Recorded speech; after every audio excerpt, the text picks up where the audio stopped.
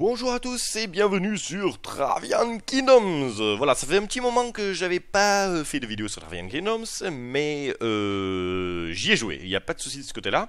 Alors j'en apprends un petit peu tous les jours, hein, il n'y a pas de souci. Alors je suis sur un... Ah, ça commence à être tendu, hein. C'est-à-dire que là, il y a une guéguerre entre les One qui m'avaient proposé initialement aussi de faire partie de leur alliance, et donc du coup les NR, donc avec Bull, qui du coup c'est le territoire ici jaune. En gros on a eu une grosse attaque sur un joueur là ici, je crois celui-là, qui a dû plus ou moins quitter le royaume parce qu'il a pris extrêmement cher, et une autre attaque donc directement sur Bull. Et malheureusement moi je suis un joueur def. Ça veut dire quoi, joueur def? C'est-à-dire en gros je produis pratiquement que des troupes défensives, voilà. Et en gros le soir les One pendant une bonne semaine nous attaquaient tous les soirs, et ça arrivait vers 3 heures ou 4 heures du matin sur 10 villages différents. Et donc, on se répartit les défenses à droite, à gauche, etc. Et moi, je sentais bien qu'il voulait taper Bull, mais malheureusement, je suis parti sur un autre village. Enfin, on se concerte tous, etc. Moi, j'étais plutôt pour aller partir sur Bull et on aurait gagné cette défense, mais malheureusement, je suis parti ailleurs. Je crois que je suis un petit peu le joueur le plus. Enfin, je sais pas, je sais rien, je sais pas. Voilà. Alors, je mets 48 heures entre le record et le postage, tout simplement, pour pas trop non plus que la vidéo soit prise tactiquement dans cet aspect-là, hein, c'est-à-dire qu'il y ait bon, je vais pas montrer mes troupes, etc. Voilà, on voit que j'en ai 4000, mais j'en ai aussi ailleurs, et j'en ai en plus encore 1000 qui rentrent là, etc. Donc, il y a un petit peu de monde quand même. Il va falloir me passer dessus avant les One, hein. Donc, rien contre les One non plus, hein. J'ai choisi Bull et NR parce que tout simplement, ils étaient beaucoup plus actifs à niveau de la diplomatie, niveau de me contacter sur Skype, etc. Et puis, voilà, donc qui m'ont aussi appris un petit peu les bases, un petit peu comment tout fonctionne, voilà. Donc voilà, tout simplement, hein, c'était pas du tout quelque chose contre les One, mais plutôt pour les NR, voilà. Alors, voilà, je suis à 4 villages. À la base, je voulais prendre celui-là, mais bon, après c'est Wasabi qui l'a pris, y a pas de souci. Donc, en fait, puisqu'il y a des joueurs qui abandonnent où on peut prendre leur village, etc. Donc, ceux qui sont marqués encore un petit peu là avec le bout vert, ça veut dire en gros qui sont, enfin c'est moi qui les ai marqués spécialement, c'est-à-dire ils ont plus de CC que les autres. Voilà. Alors ça reste c'est un jeu qui demande une grande présence, qui est quand même très stratégique et très, enfin je trouve que justement de parler avec l'alliance, etc. Quelle stratégie adopter, les synchronisations entre les attaques, les synchronisations au niveau de les défenses, etc. Je trouve ça vraiment pas si mal que ça. Et voilà. Donc moi je fais évoluer évidemment mes villages, donc ils commencent tous un petit peu à monter de grade. Là, je viens d'attaquer le Mars 3. Alors, au début, je l'ai nommé un petit peu avec des villages un petit peu qui existaient ici, là où j'habite, quoi. Mais après, c'est la galère. Tu te rappelles plus lequel est le troisième, donc, Mars 1, 2, 3. Voilà. Avec Valcross comme première carte, ça me va très bien. Voilà. Tout simplement. Donc, qu'est-ce que je peux vous dire? Pour monter les villages, en gros, hein, qu'est-ce qu'il faut? Il faut faire la fête, hein. Il faut faire la teuf. Voilà, ça se passe donc du coup dans l'hôtel de ville, et vous pouvez organiser donc des petites fêtes et des grandes fêtes qui vont augmenter tout simplement votre culture, et votre culture va vous permettre d'avoir des points d'emplacement. Donc là, je suis à mon 6e que je vais avoir dans 12 jours, et comme ça vous pouvez prendre plusieurs villages. Après moi j'avais fait le choix rapidement de construire une cité, hein, ici donc Valcross, au lieu voilà, qui coûte aussi un emplacement du coup niveau des comme un village. Donc une cité, c'est comme si jamais vous aviez 2 villages, voilà. Donc je pouvais faire un village de moins, mais voilà. Après j'ai fait aussi le choix de rester assez compact tout simplement parce que je suis un joueur défensif, donc je vais pouvoir me protéger mes villages entre moi.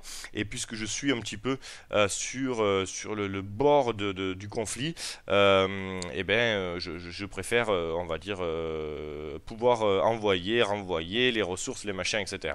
Et du coup ça me permet aussi de plus rapidement faire évoluer mes villages puisque ben, je peux envoyer de la ressource sur mon dernier village, etc. Voilà.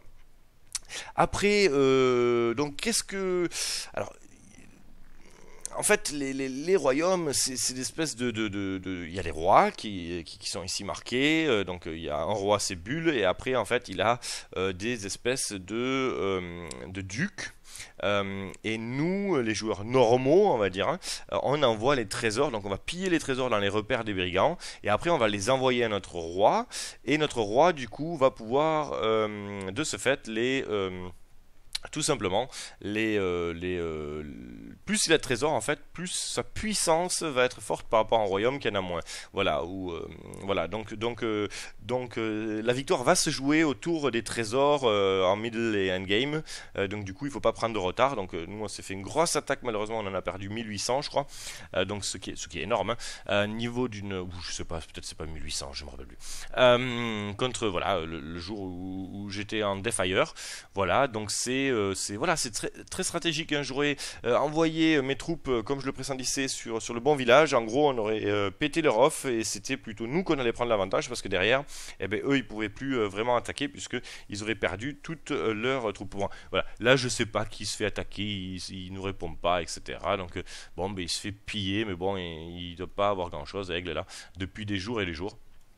Donc voilà. Et puis c'est un peu loin, donc enfin c'est pas très loin non plus, mais je préfère justement vraiment garder ma def pour une attaque réelle contre donc ou un des rois ou un des ducs donc qui ont des trésors tout simplement puisque ça se jouera sur les trésors. Alors là il n'y a plus grand chose je pense, hein, voilà, j'y suis déjà passé et en mode pillage du coup ouais j'ai peut-être pas envoyé assez de troupes pour tout piller mais j'y repasserai une seconde fois, il n'y a pas de souci de ce côté là, mon héros fait son boulot tout simplement. Alors sinon mon héros bon il est monté niveau 32 tranquillou, je jongle un petit peu parfois tout simplement entre plusieurs caractéristiques, c'est à dire parfois je le passe full défense et parfois je le passe création de ressources, et en fait j'achète souvent des livres de sagesse hein, que j'arrive à récupérer à 250 pièces, donc c'est pas très cher. Et du coup, je peux switcher un petit peu entre ces deux configs, donc production de ressources et du coup def, quoi, voilà, pour augmenter ma défense ou les unités qui m'accompagnent en défense, ainsi que sa force de défense lui-même, ce qui rajoute. Donc voilà, donc je jongle un petit peu entre les deux, suivant les besoins, grâce au livre de sagesse que je récupère à 200 pièces d'argent, parfois 250, voilà. Ça dépend un petit peu. Que j'achète toujours à l'avance. Hein. Je sais pas combien je dois en avoir là maintenant. J'en ai 2. Voilà. Donc j'ai aussi pas mal d'autres bricoles là il faudrait que je fasse un peu de vide, il faut que j'en vende, etc. Mais j'en vends généralement que quand il me manque un petit peu de pièces. Voilà. J'ai pas. Sinon je fais pas trop d'enchères. Parce que ben, les choses qui sont intéressantes, on va dire, sont très chères ou pour XP son héros ou etc. Et du coup, ben, je préfère y aller en continuité que acheter voilà. Tout simplement. Bon mais écoutez, voilà, ça c'était Maltor. Alors cette vidéo sera recordée 48 heures avant que vous la voyez, peut-être même plus, pour que justement il n'y ait pas d'aspect stratégique, niveau voir combien j'ai de troupes, etc. Niveau de la guerre encore. Donc ça c'est vraiment pas évident. Voilà, sinon ça commence à prendre forme, hein, tout ce qui est royaume, etc. Il y a des gros royaumes ici, il y en a d'autres là. Enfin ça commence à devenir intéressant. Voilà, toutes ces ces conflits, etc. Le jeu est vraiment très prenant. Pour un jeu par navigateur, il est quand même voilà, très stratégique et on s'y prend quand même bien. Voilà. Je suis content au niveau de mon évolution du village, pour une première fois. Hein. Enfin voilà, après je sais que j'ai fait des erreurs d'évolution, etc. Donc je suis un peu descendu dans le classement, mais on peut remonter. Voilà, là je suis 62e au niveau du serveur, en sachant que on est plus de 3000. Bon, ça va quand même, c'est correct. Voilà. Après voilà, j'ai eu, j'étais au premier jour de lancement, je pense que j'étais sur le serveur, mais j'ai de suite, j'avais 3 jours de vacances, un truc comme ça. Enfin bref, je vous raconte tout ça, mais je vous raconte rien. A très bientôt, c'était Mator sur Travian Kingdoms et à très vite. Et je vous raconterai un petit peu comment ça se passe entre les One et les Anières et puis voir après à force un petit peu ce premier serveur comment il finira et comment est-ce qu'on va y arriver, est-ce qu'on va réussir un petit peu à sortir de ce conflit vivant et en bonne forme et la santé tout ça que c'est quand même important voilà. À très vite, ciao ciao c'était Mator, bossez la bien.